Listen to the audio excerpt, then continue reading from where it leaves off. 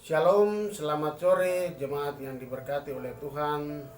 Saudara-saudara kekasih-kekasih Tuhan di rumah, dimanapun saudara berada.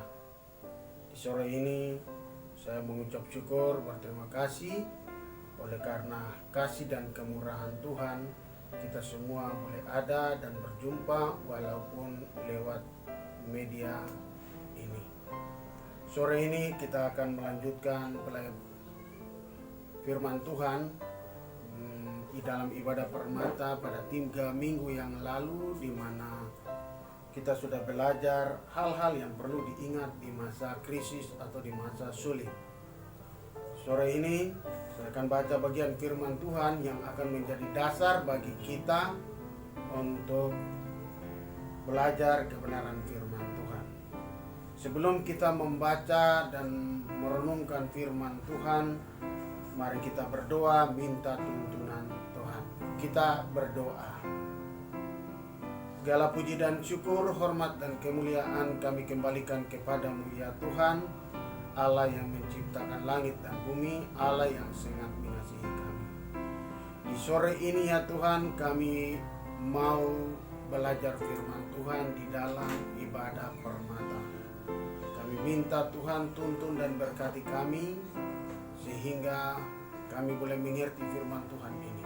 Roh Kudus menolong kami, Roh Kudus membuka akal pikiran kami, Roh Kudus menolong kami supaya kami mengerti firman Tuhan ini seturut dengan pengertian kami masing-masing. Kami mau melanjutkan pelajaran kami pada 3 minggu yang lalu. Oleh sebabnya, tuntun dan berkati kami dalam pelayanan di sore ini. Di dalam nama Tuhan Yesus, kami berdoa, mengucap syukur, dan kami siap merenungkan firman Tuhan. Haleluya. Amin. Kekasih-kekasih Tuhan, saya mengajak kita membuka dari kitab Ulangan, kebenaran firman Tuhan yang akan menjadi dasar bagi kita di dalam ibadah permata di sore menjelang malam hari ini. Kitab Ulangan pasalnya yang ke-26 ayat 6 dan ayatnya yang ke-7. Demikian bunyi firman Tuhan.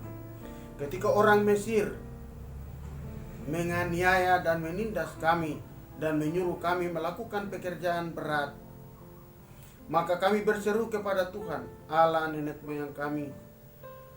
Lalu Tuhan mendengar suara kami dan melihat kesengsaraan dan kesukaran kami dan penindasan terhadap kami. Demikian jauh pembacaan firman Tuhan yang akan menjadi pelajaran bagi kita di sore menjelang malam hari ini.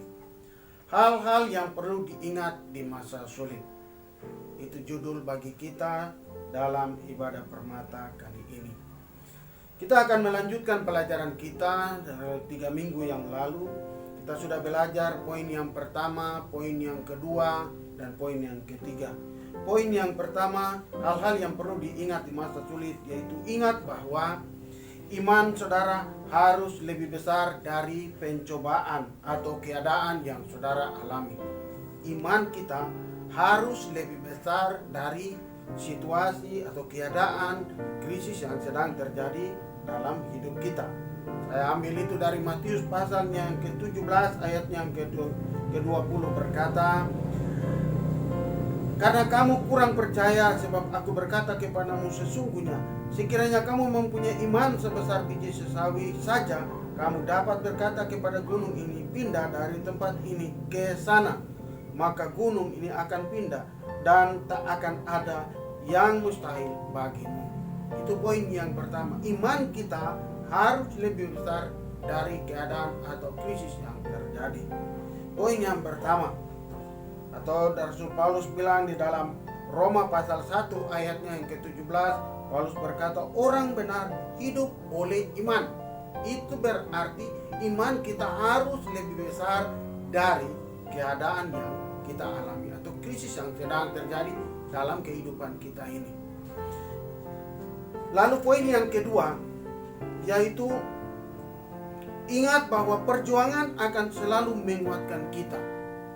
Di dalam krisis ini, perjuangan yang kita lakukan ini bukan kita lakukan sendiri.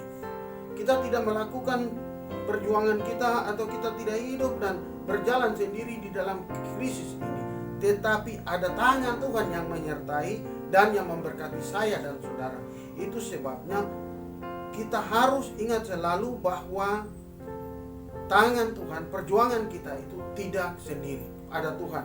Itu saya ambil dari Roma pasal 8 ayatnya yang ke-28. Firman Tuhan bilang, kita tahu sekarang bahwa Allah turut bekerja dalam segala sesuatu untuk mendatangkan kebaikan bagi mereka yang mengasihi Dia, yaitu bagi mereka yang terpanggil sesuai dengan rencana Allah. Jadi di dalam segala sesuatu itu Allah turut bekerja. Di dalam krisis ini Allah turut bekerja untuk mendatangkan kebaikan bagi saya dan saudara. Itu sebabnya kita harus ingat bahwa kita selalu bersama-sama dengan Tuhan. Tuhan selalu bersama-sama dengan kita. Itu poin yang kedua. Hal-hal yang perlu diingat dalam masa krisis. Kita harus ingat bahwa perjuangan kita itu bukan menguatkan kita. Itu poin yang kedua. Lalu poin yang ketiga, waktu itu sampai di poin yang ketiga, yaitu ingat bahwa rencana dan rancangan Tuhan selalu sempurna di dalam hidup saya dan saudara. Rancangan dan rencana Tuhan itu sempurna. Itu sebabnya kita harus selalu ingat akan janji Tuhan bahwa rancangan dan rencananya itu sempurna. Tuhan tidak pernah merancang yang tidak baik bagi saya dan saudara. Tuhan tidak pernah merancang hidup saya dan saudara untuk gagal, apalagi di dalam krisis seperti ini. Tetapi Tuhan merancang sesuatu yang baik bagi kehidupan saya dan saudara di dalam krisis ini, supaya kita keluar dan kita menjadi orang-orang pemenang. Itu poin yang ketiga. Yang terakhir, 3 minggu yang lalu kita berhenti. Dan mari kita lihat poin yang keempat. Hal-hal yang perlu saya dan saudara ingat di dalam masa krisis. Hal yang keempat, yaitu kita harus ingat bahwa Tuhan tidak pernah meninggalkan kita. Di dalam krisis seperti ini kita harus ingat bahwa Tuhan tidak pernah meninggalkan saya dan saudara. Ulangan pasal 31. Saya baca di dalam Ulangan pasal 31. Ulangan pasal 31 berkata demikian. Ulangan 31 ayatnya yang ke-6 berkata, kuatkan dan teguhkanlah hatimu, jangan takut, jangan gemetar karena mereka, sebab Tuhan Allahmu, Dialah yang berjalan menyertai engkau. Ia tidak akan membiarkan engkau dan tidak akan meninggalkan engkau. Itu janji Tuhan. Itu sebabnya saudara-saudara jemaat yang diberkati oleh Tuhan, kita harus ingat bahwa Tuhan tidak pernah meninggalkan saya dan saudara. Tuhan tidak pernah meninggalkan orang percaya. Tuhan tidak akan pernah meninggalkan saya dan saudara berjuang atau berjalan di dalam krisis ini sendiri. Dia bilang apa di dalam kitab Ulangan? Kuatkan dan teguhkanlah hatimu, jangan takut, jangan gemetar, sebab Tuhan Allahmu, Dialah yang berjalan menyertai engkau. Artinya Dialah yang bersama-sama dengan kita. Dia yang bawa, Dia yang tuntun. Seperti Dia berkata kepada bangsa Israel, kamu akan berjalan, aku akan berjalan bersama-sama dengan kamu. Demikian juga Dia akan berjalan bersama-sama dengan kita di dalam krisis seperti ini. Krisis ekonomi, krisis pandemi virus corona, Tuhan bersama-sama dengan kita berjalan. Itu janji Dia, janji Tuhan. Di dalam Yesaya 41 ayat yang 10 katakan begini, jangan takut sebab aku ini menyertai engkau, jangan bimbang sebab aku ini Allahmu, aku akan meneguhkan bahkan akan menolong engkau, aku akan memegang tangan engkau dengan tangan kananku yang membawa kemenangan. Haleluya. Saudara-saudara kekasih-kekasih Tuhan, ini janji Tuhan bagi saya dan saudara. Di dalam krisis seperti ini, di dalam situasi seperti ini, dia dalam keadaan sulit seperti ini, Allah katakan jangan takut sebab aku menyertai engkau, aku membimbing engkau, aku menuntun engkau, aku akan bersama-sama dengan engkau. Ini di dalam kitab Yesaya menulis sangat jelas. Aku, jangan takut, aku ini menyertai engkau. Itu yang pertama. Jangan bimbang, Tuhan bilang, sebab aku ini Allahmu. Allah yang menyertai kita itu Allah yang tahu situasi dan kondisi yang sedang terjadi. Allah yang ada bersama-sama dengan kita. Dia itulah yang tahu keadaan yang akan kita alami. Dia tahu apa yang akan jadi minggu depan. Dia tahu apa yang akan jadi bulan depan dalam kehidupan kita. Itu sebabnya di dalam situasi seperti ini kita harus ingat bahwa Tuhan tidak pernah meninggalkan saya dan saudara. Apalagi orang percaya, kekasih-kekasih Tuhan, anak-anak Tuhan, Bapak Ibu yang berharap, yang berserah, yang berseru kepada Tuhan, Dia tidak akan pernah tinggalkan kita. Dia akan selalu bersama-sama dengan kita, sebab itu janjinya. Dia yang berjanji, maka Dia akan menepati janjinya. Waktu Tuhan Yesus mau naik ke surga, apa yang Dia katakan? Waktu Dia mau berpisah dengan 500 murid, 500 pasang mata, waktu Dia mau berpisah dengan mereka dan Dia dibungkus oleh awan dan terangkat ke surga. Apa yang Tuhan Yesus katakan di dalam Matius 28 ayatnya yang ke-20? Dikatakan apa? Dan ketahuilah, aku menyertai kamu sampai kepada kesudahan alam. Itu janji Tuhan. Itu berarti Tuhan tidak hanya menyertai kita di dalam situasi dan kondisi yang baik, tetapi di dalam situasi dan kondisi yang tidak baik, krisis seperti ini, masalah seperti ini, situasi sulit seperti ini, Tuhan menyertai saya dan saudara. Dia selalu ada bersama-sama dengan kita.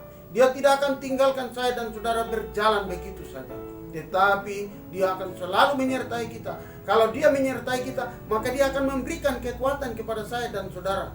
Dia akan membimbing saya dan saudara. Dia akan memberikan hikmat kepada saya dan saudara untuk terus berjalan dari satu hari kepada hari yang lain sampai kita mencapai kemenangan itu. Ibu bapak kekasih-kekasih Tuhan, ini poin yang keempat. Ingat bahwa kita harus ingat bahwa Tuhan tidak pernah meninggalkan kita, atau meninggalkan Bapak Ibu, meninggalkan saya, meninggalkan saudara-saudara sekalian. Mari kita lihat poin yang kelima dari bagian firman Tuhan ini. Poin yang kelima, apa yang harus kita ingat lagi di dalam situasi dan krisis seperti ini, di dalam masalah yang terjadi ini, kita harus ingat. Apa yang harus kita ingat? Yang kelima, kita harus ingat bahwa tidak ada masalah yang melebihi kekuatan kita. Ini poin yang kelima. Kita harus ingat bahwa tidak ada masalah yang melebihi kekuatan kita. Saya ambil dari pertama Korintus pasal yang ke-10 ayatnya yang ke-13. Saya baca bagian firman Tuhan ini. Pertama Korintus pasalnya yang ke-10 ayatnya yang ke-13. Demikian bunyi firman Tuhan ayatnya yang ke-13. Pencobaan-pencobaan yang kamu alami ialah pencobaan-pencobaan biasa yang tidak melebihi kekuatan manusia, sebab Allah setia dan karena itu Ia tidak akan membiarkan kamu dicobai melampaui kekuatanmu. Pada waktu kamu dicobai, Ia akan memberikan kepadamu jalan keluar sehingga kamu dapat menanggungnya. Saudara-saudara yang dikasihi oleh Tuhan, bagian firman Tuhan ini, poin yang kelima, yaitu kita harus ingat bahwa tidak ada masalah, tidak ada krisis, tidak ada persoalan yang melebihi kekuatan saya dan saudara. Di dalam pertama Korintus pasal yang ke-10 ayat 13, pencobaan-pencobaan kamu alami ialah pencobaan-pencobaan biasa yang tidak melebihi kekuatan saya dan saudara. Kalau Tuhan izinkan saya dan saudara mengalami krisis, mengalami masalah di dalam hidup saya dan saudara, maka Tuhan tahu jalan keluarnya. Tuhan tahu apa yang akan Tuhan buat dalam kehidupan saya dan saudara. Sebab Tuhan tahu kemampuan kita. Seperti pemazmur Daud katakan bahwa Tuhan ingat bahwa kita ini dibungkuk. Itu pemazmur katakan. Tuhan tahu kita punya kemampuan. Tuhan tahu siapakah saya dan saudara. Dia tahu apa sampai sejauh mana kemampuan kita untuk menghadapi situasi atau krisis yang kita alami, masalah yang kita alami. Tuhan tahu. Bapak Ibu yang diberkati oleh Tuhan, siapapun saudara yang punya masalah, yang punya persoalan, yang punya pergumulan hidup, Tuhan tahu apa kekuatan kita, sampai sejauh mana kekuatan kita, Tuhan tahu.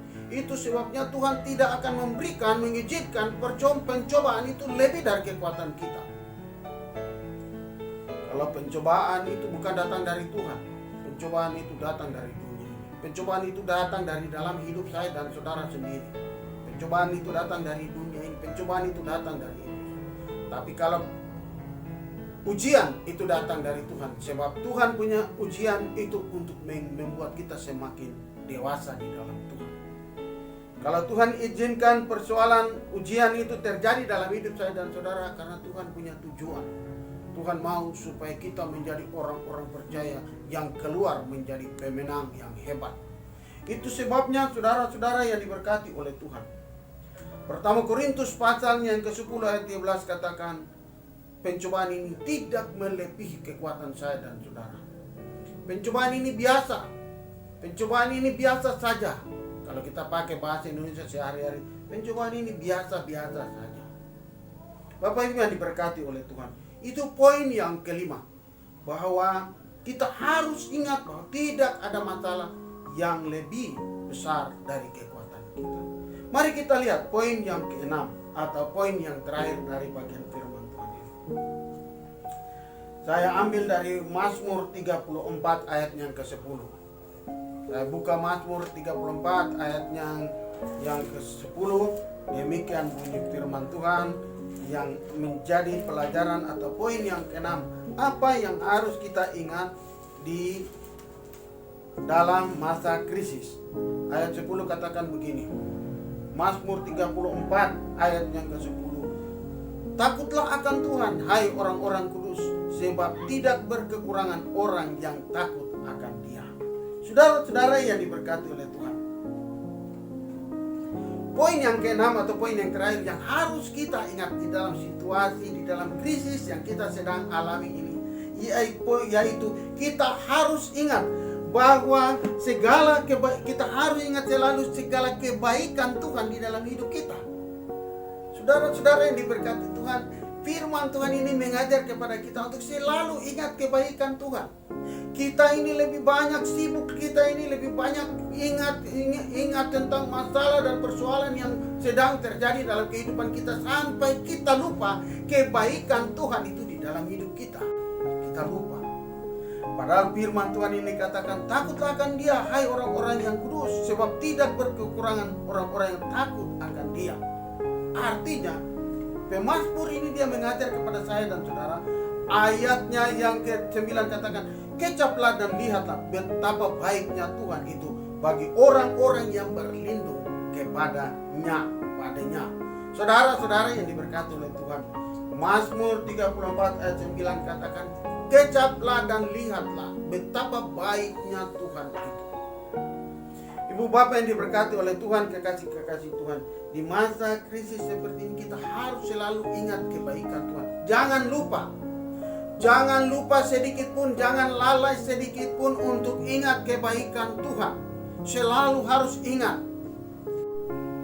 Saya akan mengakhiri renungan firman Tuhan sore menjelang malam hari ini dengan sebuah cerita. Ada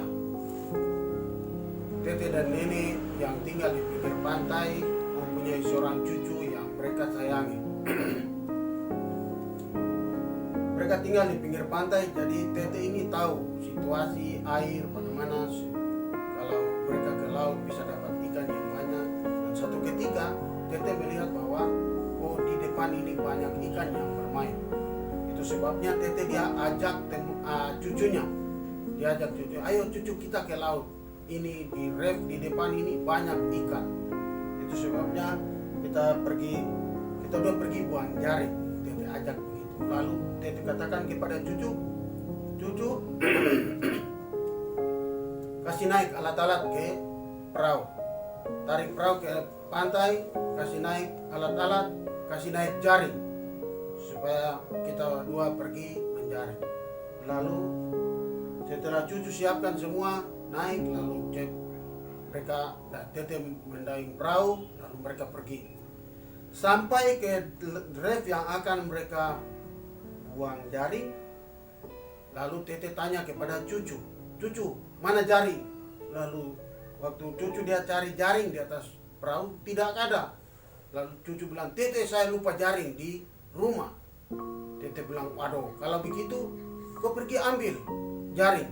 Tete berenang atau berlabuh di atas laut ini dengan jerigen. Ayah pas ada jerigen di atas perahu, lalu Tete ikat tali dan Tete berlabuh dengan jerigen di atas laut. Lalu cucu dia kembali pergi ambil jaring. Waktu cucu dia dayung pergi kembali untuk ambil jaring, sampai di pinggir pantai ada teman-temannya bermain bola. Jadi teman-temannya ajak dia, mari kita bermain bola. Sudah, cucu ini dia main bola. Dia asik bermain bola sampai sudah gelap. Waktu pulang sampai di rumah, nenek tanya, cucu, mana Tete? Cucu bilang, aduh, saya lupa Tete di laut. Tete sedang berlabuh dengan jerigen di laut. Saya lupa. Sudah, cucu dia ambil perahu lagi, dia kembali dayung dengan cepat. Sampai di tanah Tete masih berlabuh dengan jerigen di laut. Kalau orang sudah terendam di air itu pasti apa? Warna putih. Tete sudah putih. Lalu cucu dia datang lalu katakan, Tete, saya lupa Tete. Habis tadi anak-anak dong bermain bola. Lalu Tete bilang, iyo, kenapa kau tidak datang ambil Tete waktu Tete pukul 3 malam baru kau datang ambil Tete. Ini dia cerita orang lupa. Firman Tuhan pada sore hari ini mengajar kepada kita untuk kita jangan lupa kebaikan Tuhan. Jangan lupa kasih setia Tuhan di dalam hidup saya dan saudara. Jangan lupa berkat-berkat Tuhan. Jangan lupa rahmat Tuhan. Jangan lupa kemurahan Tuhan yang selalu Tuhan limpahkan di dalam kehidupan saya dan saudara. Kiranya firman Tuhan ini menolong kita semua, menjadi berkat bagi kita, menguatkan kita semua di krisis yang sedang terjadi. Mari kita berdoa. Tuhan Yesus, kami mengucap syukur buat firman Tuhan sore ini, renungan ini. Kami boleh menyelesaikan sesi yang kedua dari hal-hal yang perlu kami ingat selama kami ada di dalam krisis ini. Itu sebabnya Tuhan Yesus berkati kami semua. Jemaat Tuhan di rumah, siapapun yang mendengar firman Tuhan ini, biarlah dikuatkan dan diteguhkan oleh firman-Mu. Kami ingat kebaikan Tuhan, kami ingat kasih setia Tuhan. Kami ingat bahwa pencobaan-pencobaan yang kami alami ialah pencobaan-pencobaan biasa. Kami harus ingat bahwa Tuhan tidak pernah meninggalkan kami sendiri dalam menjalani hari-hari hidup kami di dalam krisis seperti ini. Terima kasih Bapa, berkati kami semua dengan kebenaran firman-Mu. Di dalam nama Tuhan Yesus, hamba berdoa mengucap syukur buat firman. Haleluya. Amin.